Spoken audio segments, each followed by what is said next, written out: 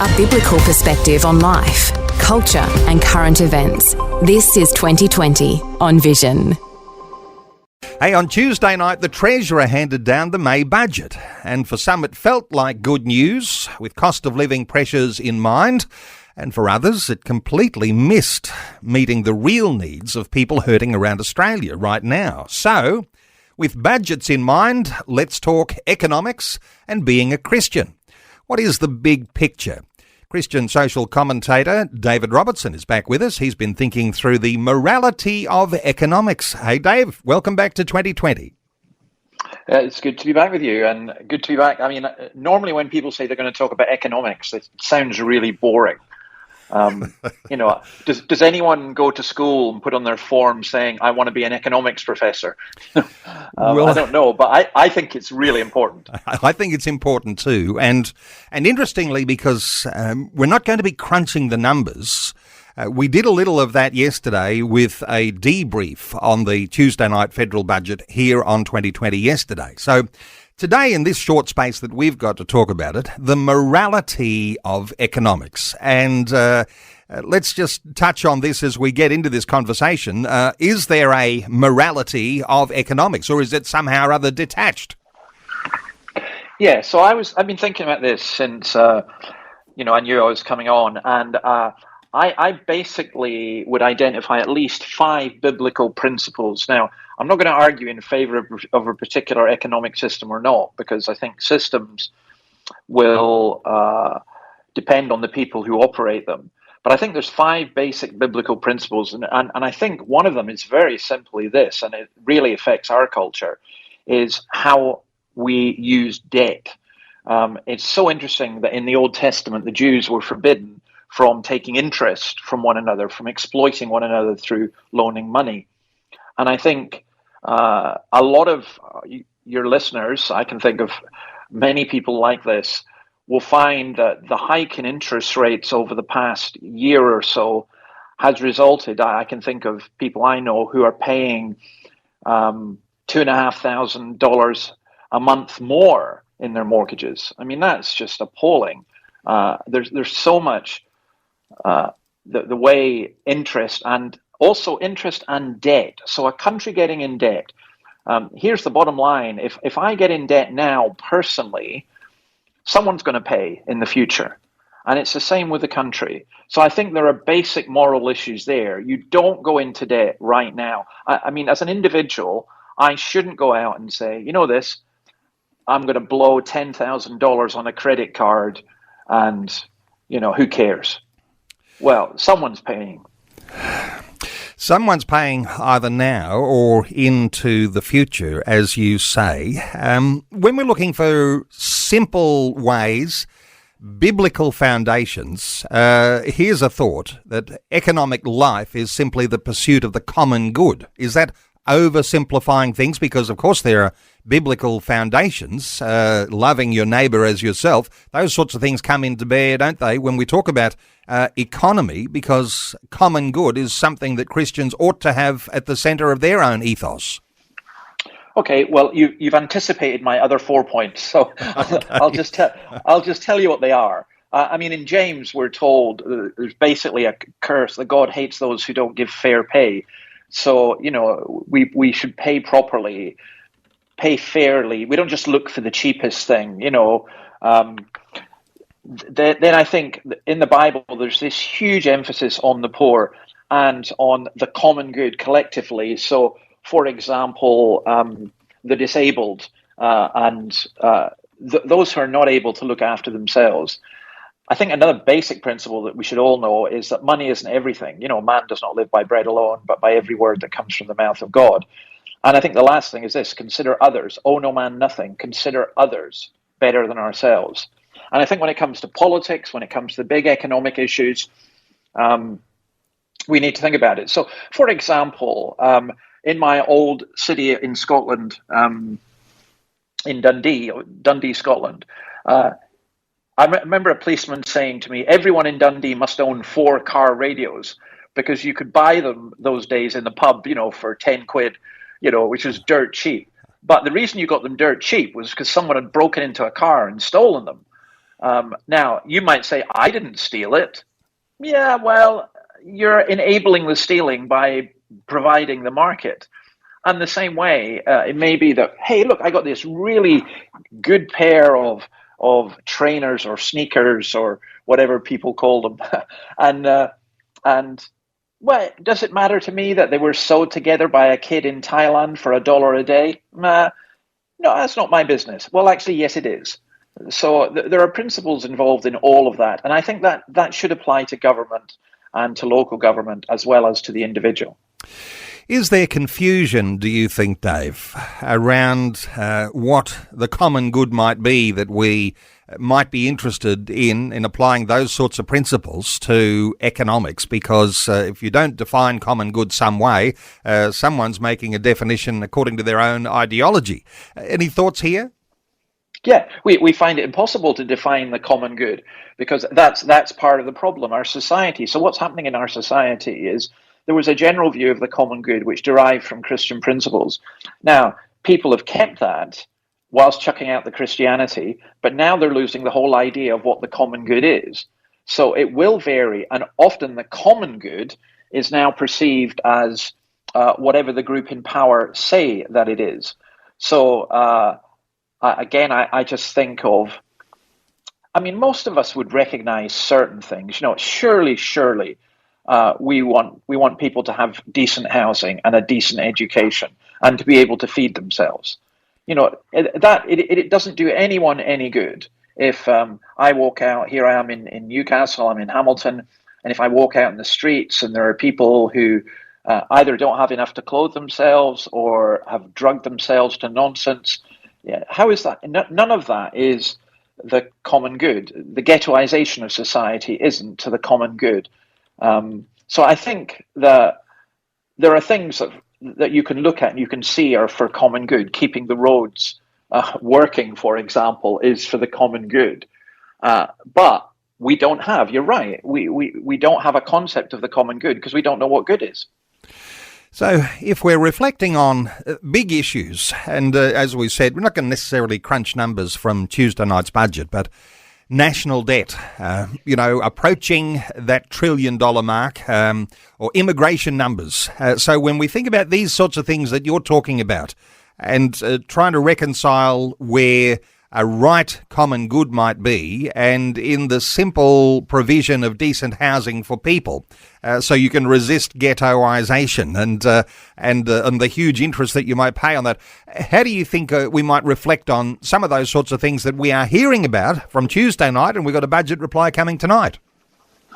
Yeah, okay. So from a Christian perspective, I would argue it is extremely hard to justify giving people who own multiple houses, millionaires, $300 relief from the public tax, because I don't see how giving to the rich from the government and increased government tax really helps. And I know the government will say, oh, well, it's too complicated to work out a means-tested thing. Well, no, it's not really. Believe you me, my experience of dealing with Australian bureaucracy is, well, yes, it is complicated, but B, there's lots of people do it. It does exist, and they seem to find it remarkably easy to do that. So I think from just a general perspective, it would seem to me that general handouts to everybody don't really meet this characteristic of the common good.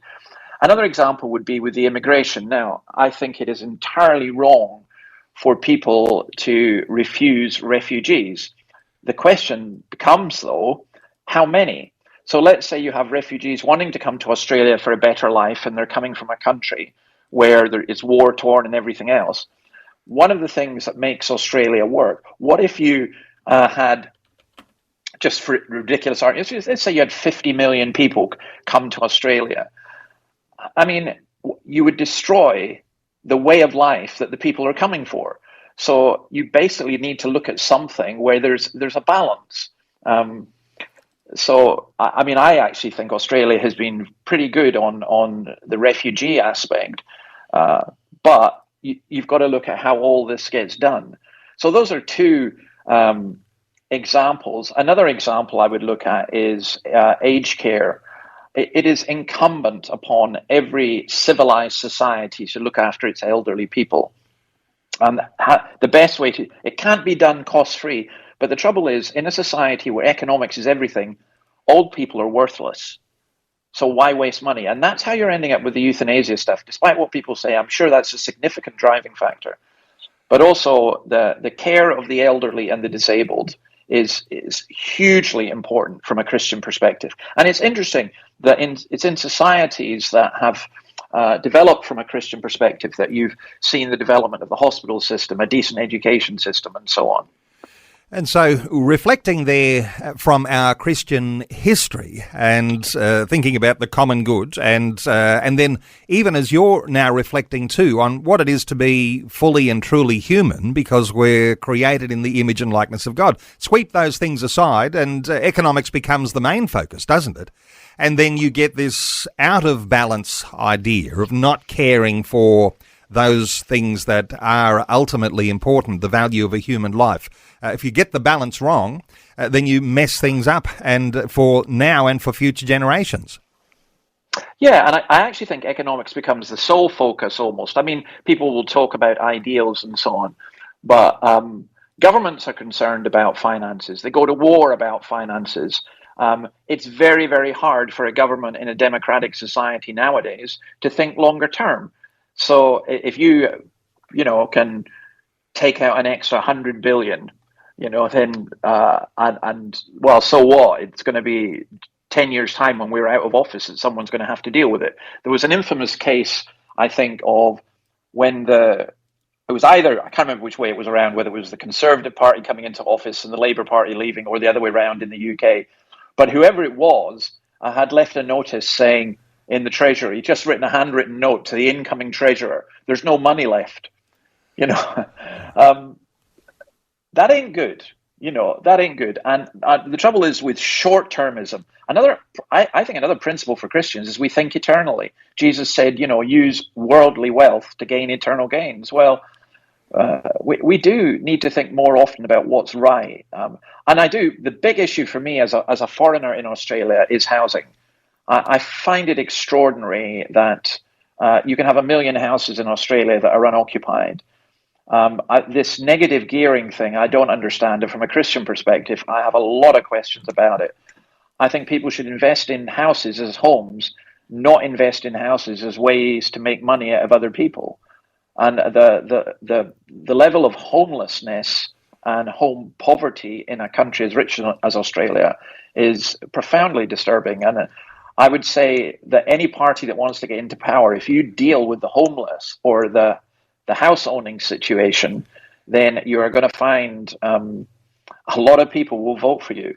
I mean, I'm saying this in Newcastle, having just moved house, and we looked at, well, we do rent a house, but my goodness, the amount that it takes to rent a house in Newcastle, and a lot of that is overspill from Sydney, where it's become just crazy. People can't afford to live. Let's settle on a principle here where we'll say that Christians are mindful of the poor for all of those reasons that we've been saying, and the poor have to be at the centre. Now, if we say the poor, some will say, doesn't that make our Christianity aligned with a more socialist ideology? And because sometimes people align care for the poor with socialism and care for the rich as capitalism. I wonder if you've got some thoughts here, because as Christians we want to make sense of this, because I suspect Christians sit on neither side, because both sides have really bad extremes. But where do you think we sit here? Well, I think we're at the problem here with definitions. So I speak as a former communist, as a member of the Labour Party and the Social Democratic Party and so on. And I would say you could just as easily argue it's socialism that makes people poor. But I actually think both systems. Socialism is the common ownership of the means of production, which is basic socialism, although most Labour Party people now would not accept that. And capitalism is generally seen as the free flow of capital and so on. But I think it's all changed with the large corporations and so on. So for me, the big change that has occurred and that we need to think about is this. Adam Smith, who is a Scotsman, who wrote a book called The Wealth of Nations, which is considered the founding document of modern capitalism. And therefore, that must mean that modern capitalism is good because the Scots invented it, but and we know how to deal with money. But he wrote in that capitalism without Christianity would, I'm paraphrasing a bit, would in effect be hell on earth. And I agree. And I think socialism without Christianity is exactly the same. I think both capitalism and socialism without Christianity lead to economic exploitation and to the rich, building up themselves. It's so ironic for me that as a former socialist, watching millionaires claim that they're left-wing now, you're much more likely to be socialist as a wealthy person in today's society. And if that doesn't get your listeners going, what? Then what will? But that is the truth. Working class people are much more likely to vote liberal or conservative or whatever. And kind of left-wing people tend to be wealthier people, which... It's a real paradox in contemporary culture, but it does make me think that we've just become thoroughly confused, and we should get back to some basic economic principles, the ones that I've listed that are from the Bible, of justice and fairness. And these are not meaningless words, they have meaning, of not building up debt, of caring for the poor, of realizing that economics isn't everything, but it does help. At the risk of moving from that biblical wisdom which we like to focus on, Adam Smith, as you say, and I think there are lots of quotes I think listeners might be very interested in. Here's one from this 18th century Scottish philosopher. He said this, and this is, you've got to think this through. He said, "It's not from the benevolence of the butcher, the brewer, or the baker that we expect our dinner, but from their regard to their own interest." So there's a comment there about capitalism, and it's this personal own interest thing that drives capitalism, but also from where the provision for those who are seeking their next meal might come from. Hey, Adam Smith, though, he made a tremendous big impact, as you say, a Scotsman. Capitalism, socialism, this is not being talked about when we talk around budgets. Is this something that we need to be thinking about, filtering through what we might hear tonight from the Leader of the Opposition with his budget reply, from what we've heard on Tuesday? Yep. Yeah, because I think the quote you gave there from Adam Smith is very good. I think it's incomplete, because I think, the butcher, the baker, whatever, the baker's going to do well if the baker bakes good bread. Same with the butcher. But the trouble is, in today's society, the government keeps offering to come in and bail out people who are not doing a good job. And what that means is there's no incentive for people to do well. So you're a mechanic. I mean, I can think of a mechanic I know. He used to be an RAF pilot, and we were talking together, and he said, I want to start off as a garage, and how do I do it? And I said to him, listen, mate, within a year, if you do a good job, you're going to have people queuing out the door to come to you. You want people to do their job well. Now, one of the troubles is that the government has often bailed out large corporations who've done really badly. So when we had the banking crisis, it astounded me that in Iceland, they jailed the bankers, and in the rest of the West, we gave them more money to do, to make the mess that they'd already made. Now, I realize that's very unfair. You can't class all bankers together with that, but there was a problem. The problem seems to be that the government bails out the wealthy now, and subsidizes the wealthy, and with the poor, turns the poor into a benefits class rather than a working class, which is also something that is absolutely disastrous, because that whole principle of the right to work, I would say also the necessity to work. I think it's a really bad idea that you can have people who earn more from government subsidy than they would from having an honest job.